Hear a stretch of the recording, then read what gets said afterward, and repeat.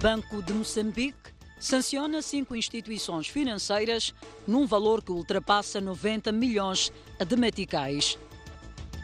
Polícia abre inquérito para o caso de 7 corpos exumados em Nampula. Carlos Manuel é o novo treinador do Ferroviário de Maputo após Nelson Santos ter anunciado sua saída.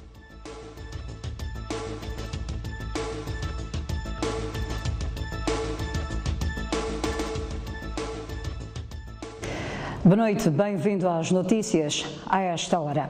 O Banco de Moçambique sancionou um total de 5 instituições financeiras por falta de controlo e comunicação imediata de transações suspeitas. As multas ultrapassam o valor de 90 milhões de meticais. Uma semana depois da Procuradoria-Geral da República ter acusado os bancos de não comunicarem às instituições de justiça transações suspeitas por si efetuadas, impedindo a recuperação de ativos provenientes do crime, o Banco de Moçambique decidiu penalizar algumas instituições financeiras. Em comunicado que a STV teve acesso, o Banco Central anuncia multas no valor de cerca de 91,3 milhões de meticais referentes a infrações cometidas entre os exercícios econômicos 2013 e 2018. Constam do leque dos atropelos à lei a falta de controlo especial de certas transações, não comunicação imediata das transações suspeitas, não comunicação ao Ministério Público dos fundamentos da abstenção e prestação de informações incompletas. Banco Único, Banco Comercial e de Investimentos, BCI, United Bank for Africa, Banco Nacional de Investimento, BNI, e Millennium Beam são as instituições financeiras sancionadas pelo Banco Central. O Banco Único teve a multa mais pesada, na ordem de 36 milhões e 800 mil meticais, o correspondente a cerca de 40% do valor total. O comunicado do Banco de Moçambique justifica que as multas foram aplicadas baseando-se nas contravenções previstas na Lei de Prevenção e Combate do Branqueamento de Capitais e Financiamento ao Terrorismo e Lei das Instituições de Crédito e Sociedades Financeiras. Ainda hoje o Banco de Moçambique defendeu que as constantes emissões de títulos de dívida para financiar o déficit das contas do Estado visam esterilizar a liquidez do mercado. A medida torna o crédito mais caro às famílias e ao setor privado. Desde que os doadores congelaram os fundos de apoio direto ao Orçamento de Estado em abril de 2016, o Banco Central tem vindo a emitir bilhetes de tesouro para financiar o déficit das contas públicas. Entretanto, a emissão destes títulos da dívida pública a curto prazo torna o crédito ao setor privado e às famílias cada vez mais caro e limitado. Ainda assim, o governador do Banco de Moçambique defende que a medida visa controlar a liquidez do mercado. Há uma liquidez que anda no sistema e hoje, no nosso sistema, para absorvermos essa liquidez, para esterilizar essa liquidez, é o termo que nós usamos, entre tantos instrumentos, os bilhetes de tesouro. Então, o Banco de Moçambique tem na sua carteira esses bilhetes de tesouro que são emitidos com o objetivo de esterilizar a liquidez. Rogério Zandamela diz ainda que poucos investidores mostram interesse em comprar os títulos da dívida pública. É uma discussão certamente que está em curso entre o Estado, que é o emissor desta dívida através do Banco de Moçambique, e os clientes, a banca, que são os investidores desses. Não só a banca, temos outras entidades não financeiras, tipo o Instituto Nacional de Seguros, da Previdência Social e outras entidades, fundos de pensões, que também hoje podem comprar bilhetes de tesouro em uma janela especial. O setor privado sempre criticou as sucessivas emissões de bilhetes de tesouro, que em Moçambique preferencialmente comprados pelos bancos comerciais, uma ação que absorve o dinheiro que poderia financiar as pequenas e médias empresas. No Jornal da Noite de ontem, atribuímos erradamente uma frase à vice-ministra dos Transportes e Comunicações, na qual era citada como tendo dito que só tira carta de condução quem tem condições para comprar uma viatura. Na verdade, não foi isso que a vice-ministra disse. Manuela Rebelo disse que só pode tirar a carta de condução quem tem condições para tal. Pelo erro, vão as nossas sinceras desculpas à governante. Ainda no âmbito das novas taxas do INATER, o economista João Mosca considera que as novas taxas de carta de condução são inconvenientes e que o Estado mostra que quer arrecadar receitas sem olhar para a condição socioeconómica dos moçambicanos. Já Alfredo Mondlane alerta que carta de condução não é um negócio onde o Estado deve procurar lucros.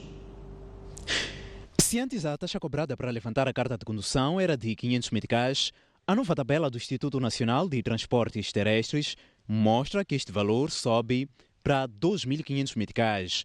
A esta taxa juntam-se outros aumentos do valor de venda do livrete e da taxa de realização de exame de condução.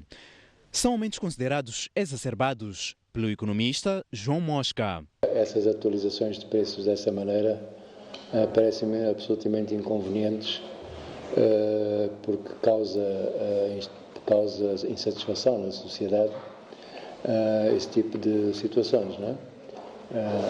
Os aumentos devem ser graduais, não é uma medida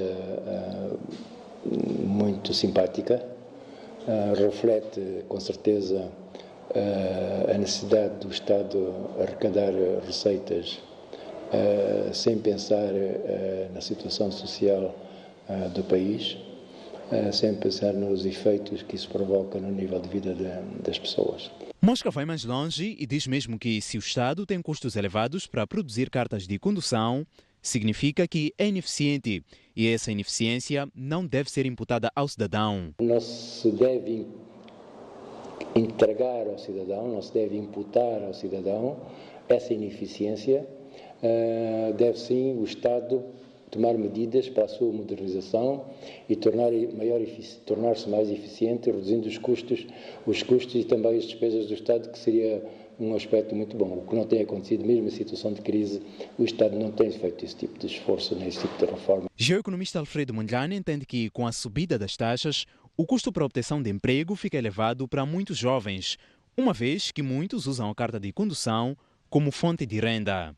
Portanto, se esse moçambicano esperava ter acesso ao emprego, o custo de educação para ter acesso ao emprego, que neste caso é o custo de ter a carta de condução, que acaba sendo a educação, portanto, acaba sendo maior ainda. Portanto, estamos já também aqui, de certo modo, a colocar barreiras para o acesso ao emprego para o próximo cidadão moçambicano. Mondlane explica que, com a média do aumento do salário mínimo de cerca de 200 meticais por ano, um cidadão teria de juntar estes mesmos 200 meticais durante 12 meses, só para pagar a taxa cobrada pelo INATER, com o objetivo de obter a carta de condução, sem contar com os valores cobrados nas escolas. Foram exumados hoje os 7 corpos enterrados numa vala comum pela comunidade do posto administrativo de Xinga, depois de serem abandonados por desconhecidos na noite da última quinta-feira no distrito de Murupula, em Nampula. No local foram feitos exames de autópsia para se apurarem as reais causas da morte dos indivíduos, cuja proveniência ainda se desconhece. Depois da STV ter publicado a notícia dando conta da existência de 7 corpos abandonados por desconhecidos e enterrados posteriormente pela comunidade numa vala comum no povoado de Muarrapaz, posto administrativo de Xinga, distrito de Murupula, em Nampula, uma equipa multissetorial composta pela Procuradoria, Serviço Nacional de Investigação Criminal e Ministério da Saúde, deslocou-se ao local nesta terça-feira para averiguar os fatos.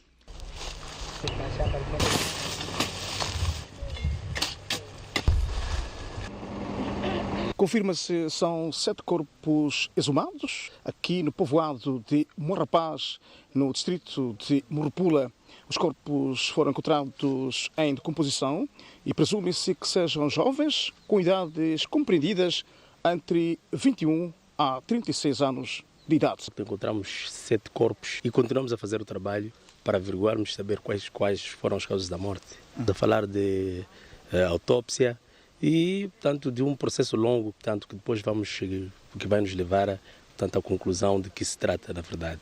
Logo após nós termos conhecimento destes factos, portanto, por dever de ofício do Ministério Público, teve que entrar, portanto, em ação. João Pedro conta em que estado encontrou os 7 corpos. Os dois estavam do lado esquerdo, o outro estava no meio, o terceiro estava de lado, o quarto estava ao pé de uma mulher, que é o quinto, o sexto estava no meio, o sétimo estava de lado uma mulher, sozinha ela. Todos não tinham roupa. Este é tido como o primeiro caso de corpos abandonados a registrar-se no posto administrativo de Xinga.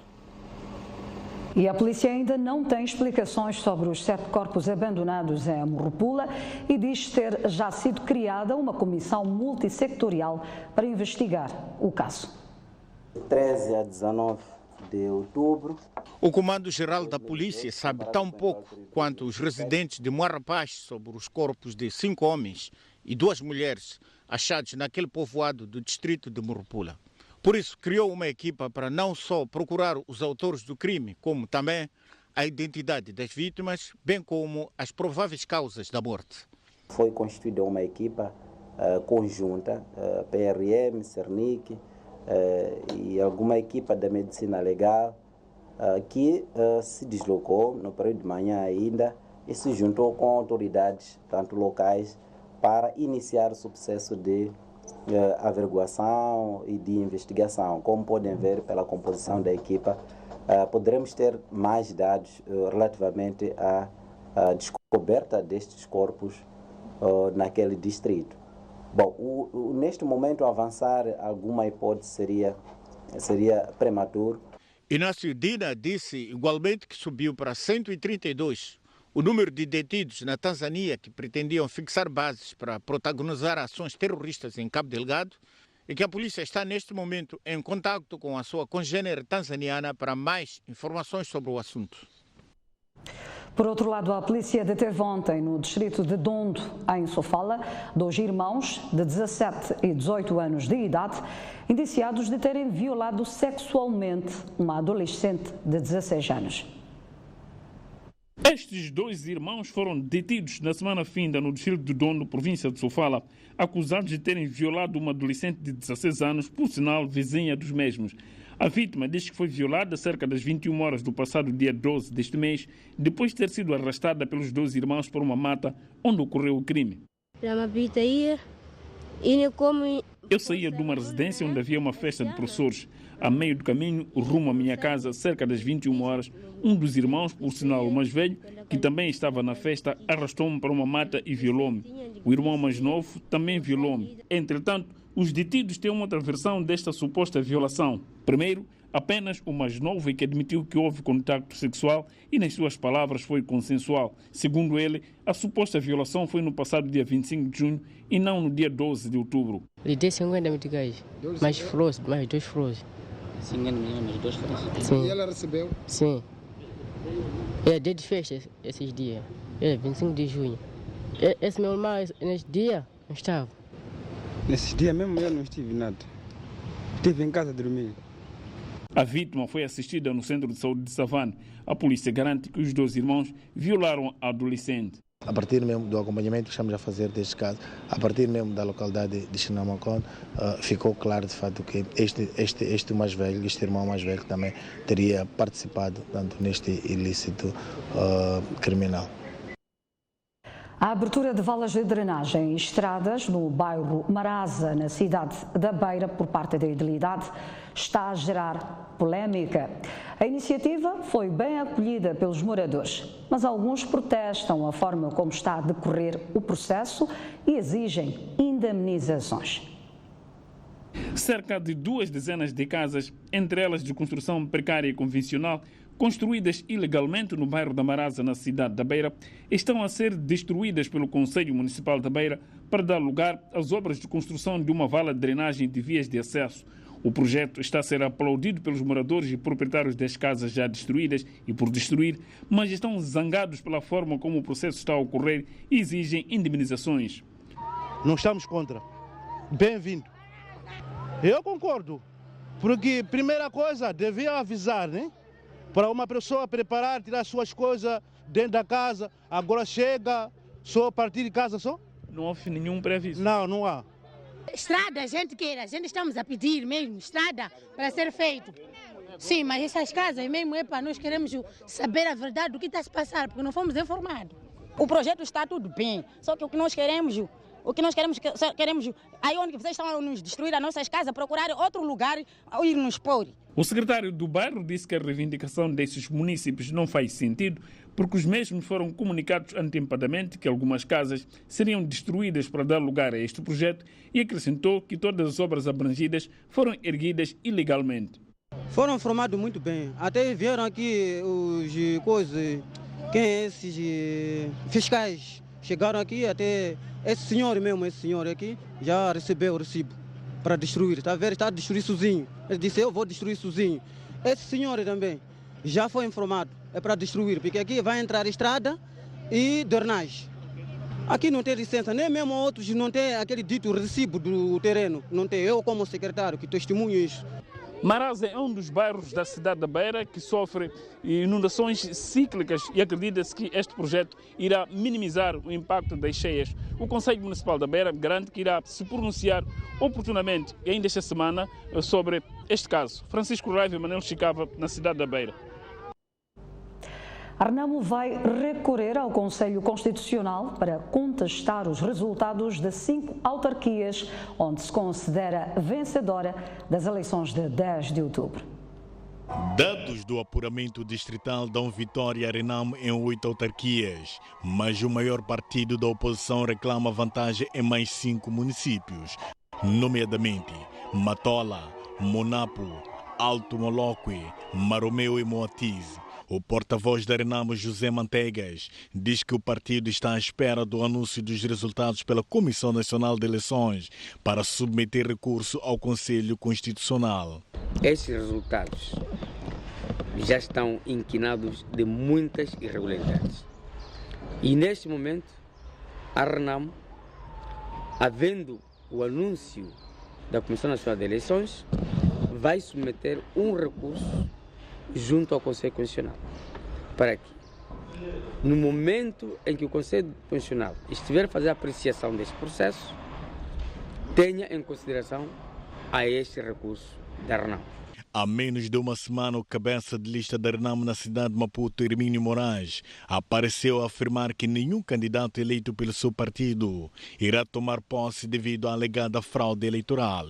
Sobre este assunto, Manteigas foi muito cauteloso na sua resposta. Este é algo que está a acontecer na cidade de Maputo, portanto, e eu estou na qualidade de porta-voz nacional e na qualidade de porta-voz nacional devo garantir que no momento devido o partido vai se posicionar definitivamente sobre esses resultados. A Comissão Nacional de Eleições poderá divulgar esta quarta-feira os resultados finais das 53 cidades e vilas autárquicas.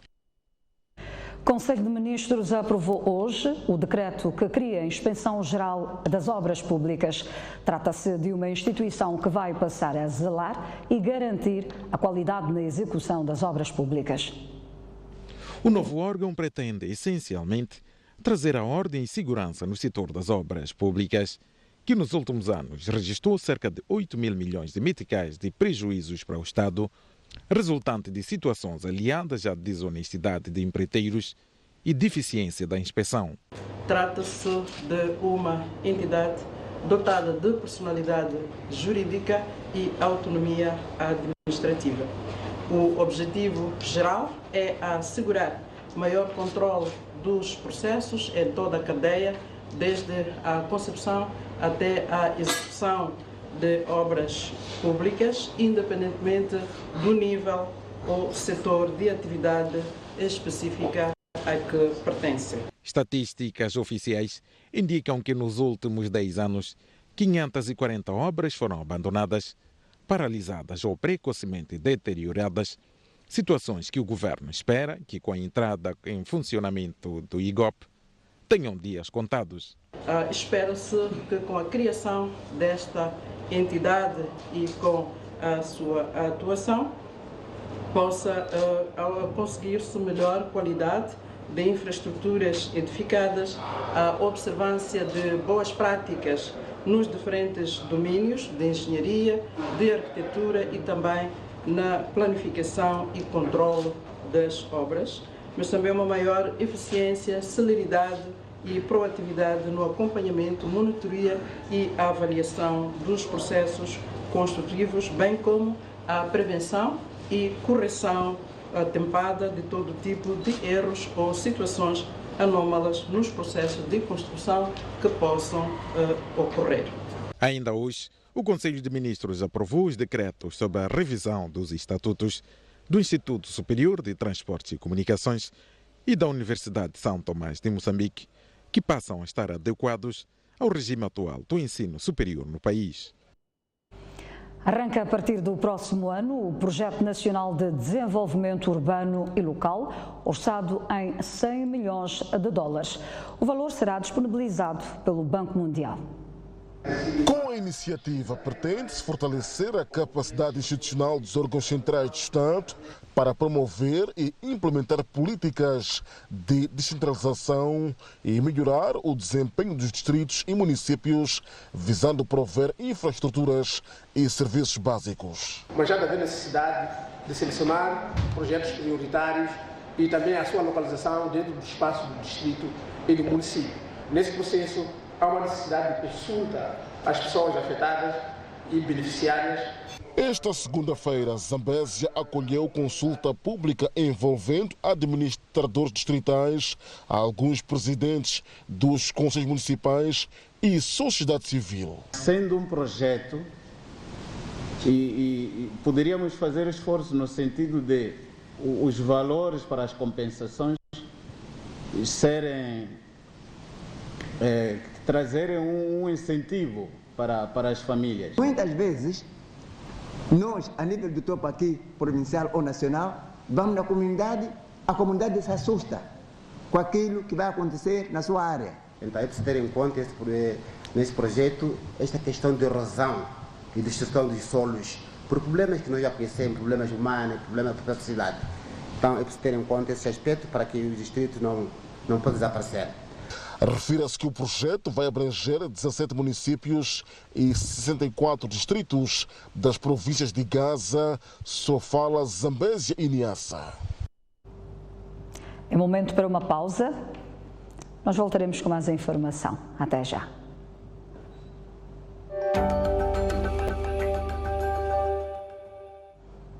Bem-vindo ao segundo bloco de informação.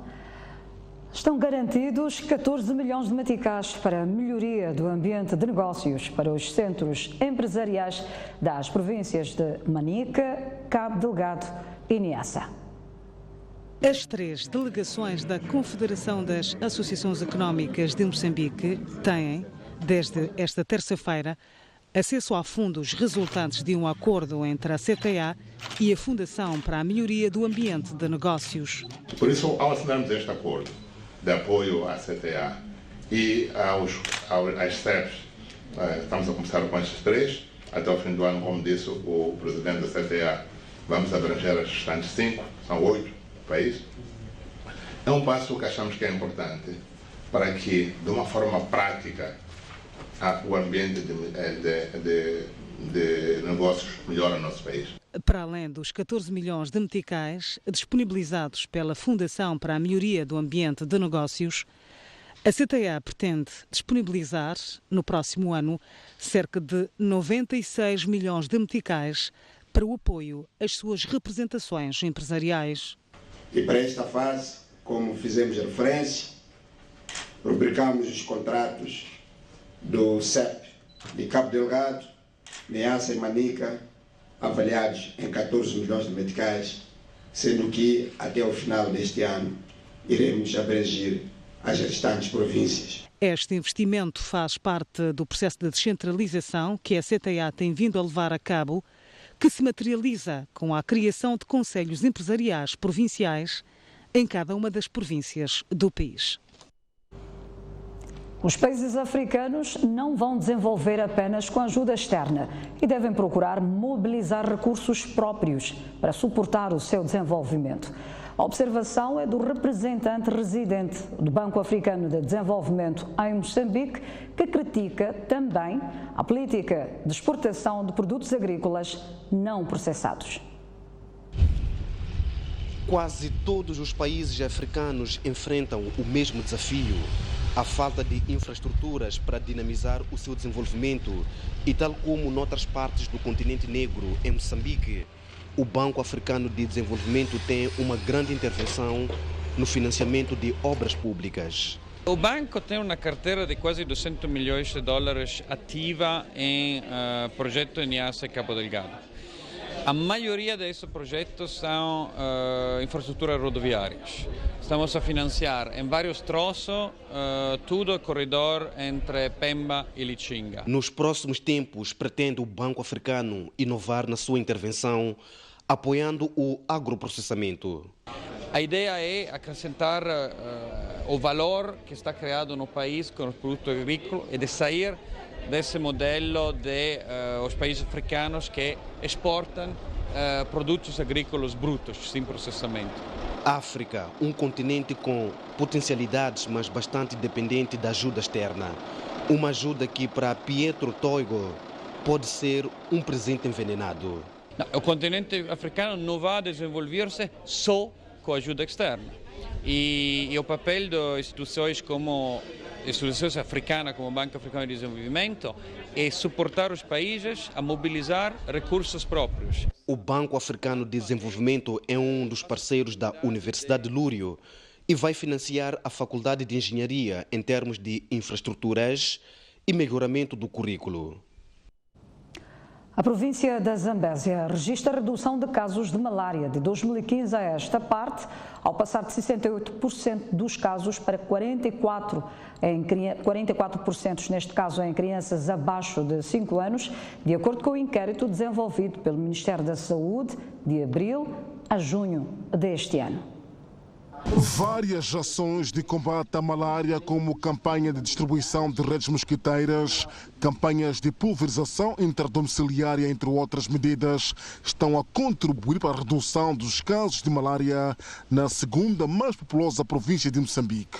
A província da Zambésia está de parabéns por baixar a prevalência nas crianças menores de 5 anos de 68% para 44%.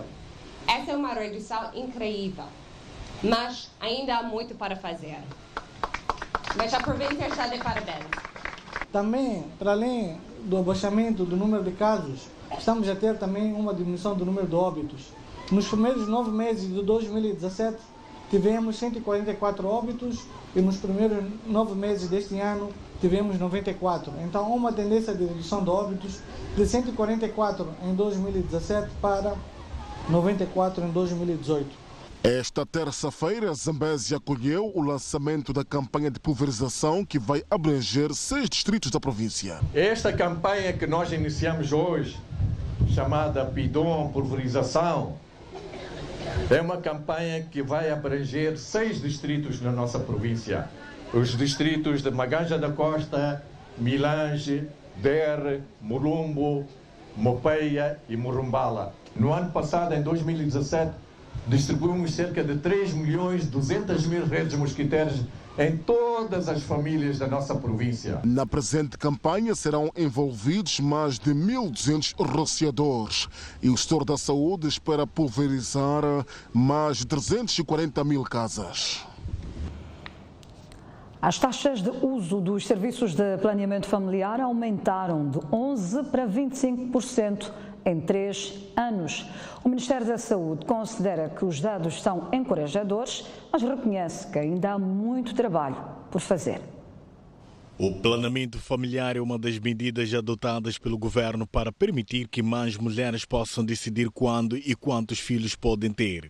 Dados do Ministério da Saúde indicam que as taxas de adesão aos diferentes métodos de planeamento familiar aumentaram entre 2012 e 2015. Aumentou de 11% para 25%, isto é, de 2012 a 2015. Então, isto mostra que um grande esforço está sendo feito, há a criação de demanda para as pessoas poderem aderir aos métodos contraceptivos e nós estamos a conseguir responder a essa demanda. Esta informação foi partilhada nesta terça-feira, durante a apresentação de resultados de uma pesquisa feita nos distritos de Maracuene e Manhissa, na província de Maputo, que tinha como objetivo avaliar e apoiar o uso de métodos contraceptivos.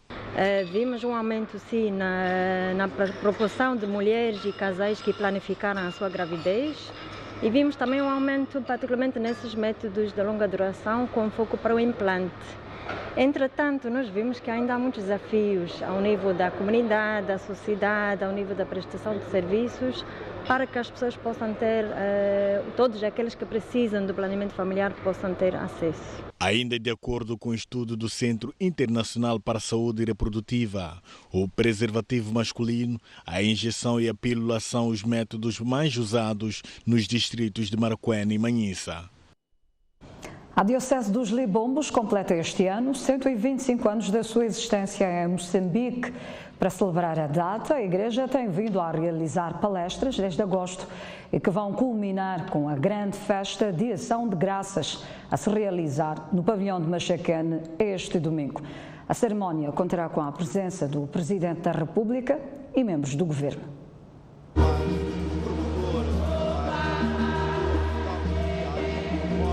São 125 anos da Diocese dos Libombos, que sempre acompanharam a história do país e não é para menos. A Igreja teve como ponto de entrada no país a Zona Sul, no ano de 1893, tendo mais tarde se alastrado para a Zona Centro e Norte, respectivamente. Os primeiros crentes da Igreja Anglicana a nível da Zona Sul foram os migrantes que trabalhavam nas minas da África do Sul, mas que regressando ao seu país aceitaram a doutrina anglicana. Então eles não só se tornavam evangelizadores, mas também procuravam manter assistência pastoral aos demais consoante a sua igreja. E porque a ação da Igreja não se limitava apenas a questões de fé, esta teve uma grande contribuição na construção de infraestruturas sociais básicas, bem como na pacificação do país desde os Acordos de Paz de 1992. Durante esta caminhada da sua fundação, muitos foram os feitos da Igreja Anglicana na área da educação e da saúde. Temos a mencionar a construção de várias escolas ao longo da Diocese.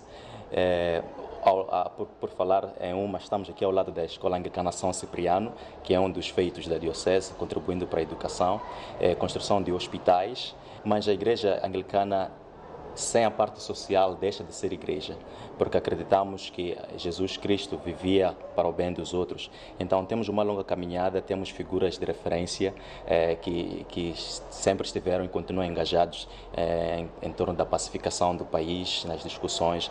Então é uma grande bagagem, é para nós um grande privilégio fazer parte deste processo de transformação, deste processo de pacificação do país.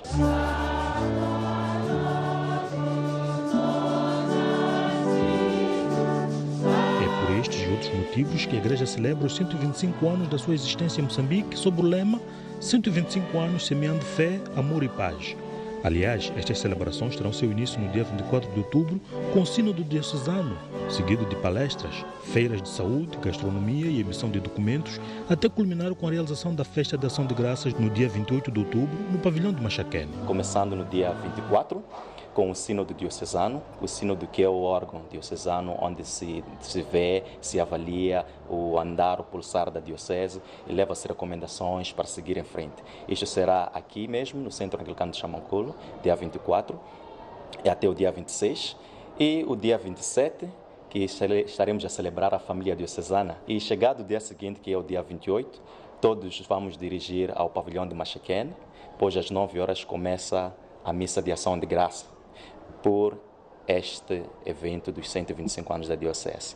E nesta missa vamos ter convidados nacionais e internacionais vindo de muitos cantos do mundo, amigos, simpatizantes da Igreja Anglicana. No evento, espera-se que estejam presentes mais de 3.000 pessoas, com destaque para líderes de outras congregações religiosas, convidados e membros do governo.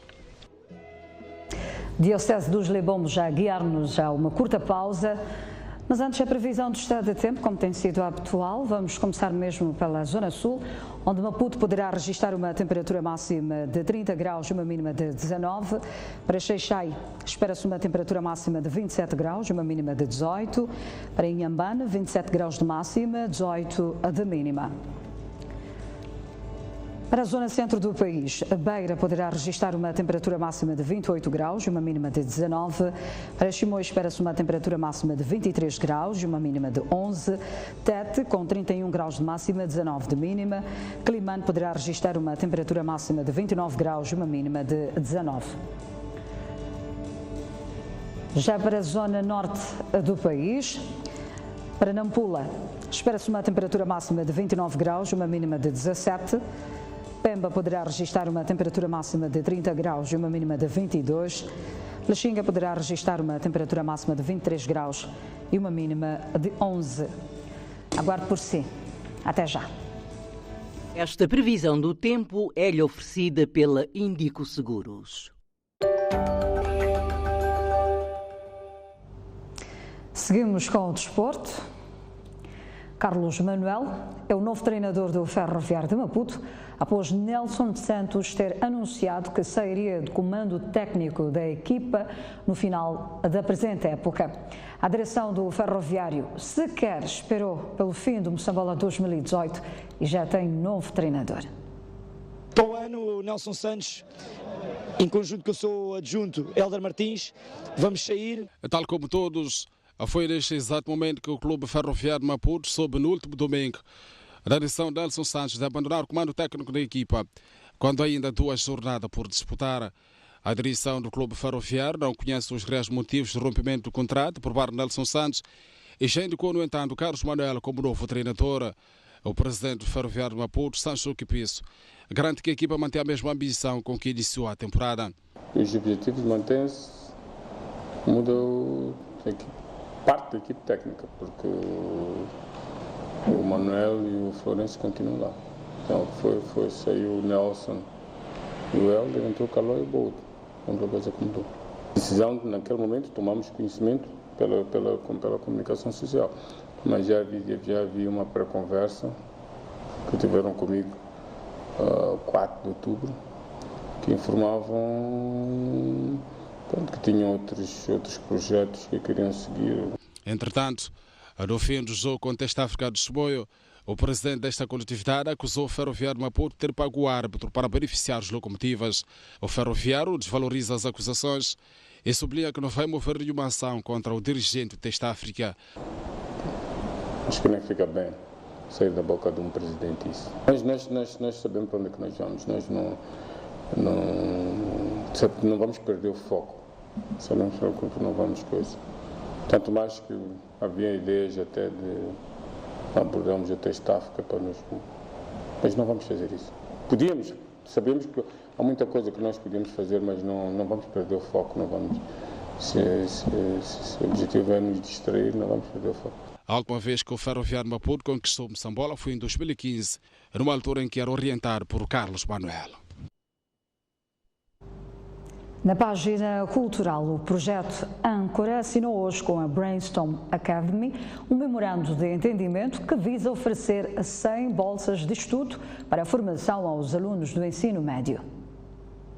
Isso é um dos temas que nós vamos discutindo com a BCA. Desta vez, o projeto Âncora saiu dos palcos para atuar na área da educação e formação.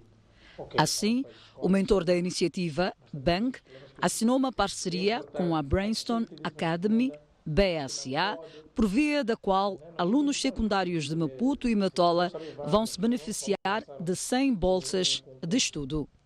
O principal objetivo da parceria é inserir os desfavorecidos no mercado de trabalho e empregabilidade. Vamos fazer uma ação social que é oferecermos 100 bolsas de estudo que os jovens possam vir para cá, ter uma educação, aprenderem e para ter um diploma profissional para poderem, no futuro, ter emprego, ter alguma ocupação para fazer.